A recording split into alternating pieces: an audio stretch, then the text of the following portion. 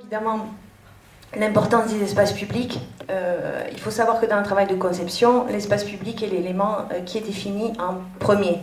On ne commence pas par réfléchir à l'échelle du lot, comme les lotisseurs ou les CMistes, excusez-moi. On commence à réfléchir à l'échelle d'un territoire, d'un quartier, enfin, d'une commune, d'un quartier, d'une rue, d'un îlot.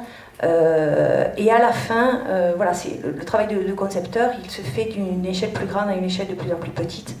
Et on rentre de plus en plus dans le détail. Donc on finit par le lot, on finit par réfléchir sur le lot. Donc la qualité des espaces publics, elle vient aussi de ce travail-là. C'est-à-dire que l'espace public, il se définit par rapport à ce qui existe déjà. Alors, soit dans le même sens ou à contrario, à l'opposé. Hein, ça, après, c'est les concepteurs qui le... Chacun qui a son point de vue là-dessus. Donc voilà, donc l'espace public est très important. C'est lui qui définit le reste. Et ce n'est pas les constructions qui définissent l'espace public, ce n'est pas vrai. Donc je me permets d'intervenir, puisque lorsqu'on dit bon, ben, l'espace public c'est très important, et on finit par la maison, c'est embêtant parce que ça c'est un langage que j'ai entendu il y a quelques années, qui nous a fait perdre, enfin, économiquement était très dur. Il faut savoir que, qu'est-ce que pense lui, le Français, celui qui veut construire sa maison, et ça serait peut-être bien de réfléchir d'abord en amont en se disant qu'est-ce qu'il a envie. Donc peut-être réfléchir de façon différente. Je suis d'accord, l'espace public, ok. Mais qu'est-ce qu'il veut notre client? Qu'est-ce que lui a envie? Et peut-être que ça serait peut-être à lui, en priorité, de lui poser la question, savoir ce qu'il a envie de construire, ce qu'il a envie, c'est la surface de sa maison, son mode de vie, et à partir de ce moment-là, en définir des espaces urbains. Tout à fait, mais ça c'est la question de l'intérêt public et de l'intérêt privé. Donc je suis malheureusement pour l'intérêt public. Donc voilà. Je ne suis pas contre l'intérêt privé, mais bien évidemment. Mais voilà. Et le vivre ensemble, je suis désolée, c'est pas comment je vais vivre ma maison dans mon jardin, c'est comment je vais utiliser le foncier qui m'appartient, quel rapport je vais entretenir avec la rue, quel rapport je vais entretenir avec mes voisins, comment je vais vivre avec mes voisins, dans ma ville, etc.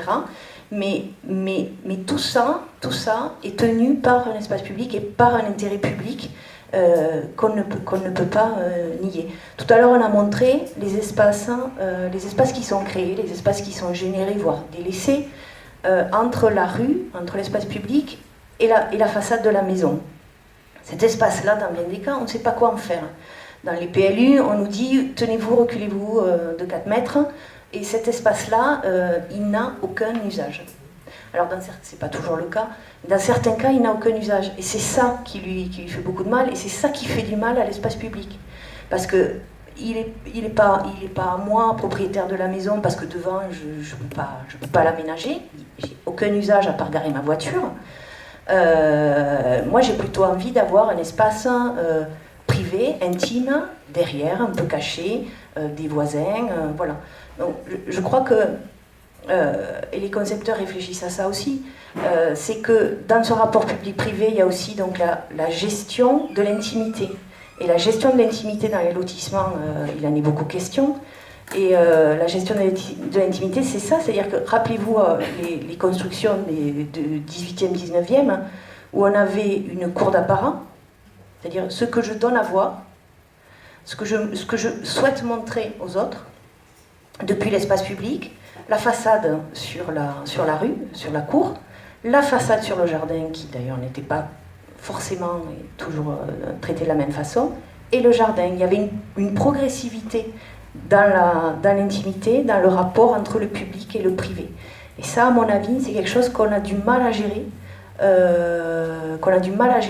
et avec le PLU, et là je parle de tout le monde, qu'on a du mal à gérer, voilà, dans des lotissements, et c'est un point sur lequel on s'attarde beaucoup dans les cahiers de prescription, dans les cahiers des charges des lotissements.